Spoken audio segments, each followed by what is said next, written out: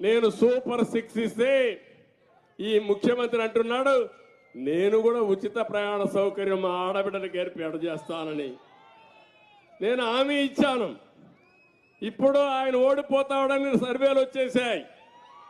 అందుకే నేను కూడా ఉచితంగా బస్సుల్లో ఆడబిడ్డలకు ప్రయాణ సౌకర్యం ఏర్పాటు చేస్తాను. బాగానే ఉంది.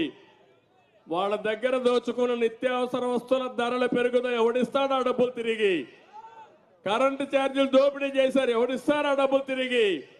పన్నులు పెంచి విపరీతంగా చేశారు. ఎవరిస్తారు ఆ డబ్బులు? ఇసుకలో దందా చేశావు. ఆ డబ్బులు తిరిగి ఎవరిస్తారు?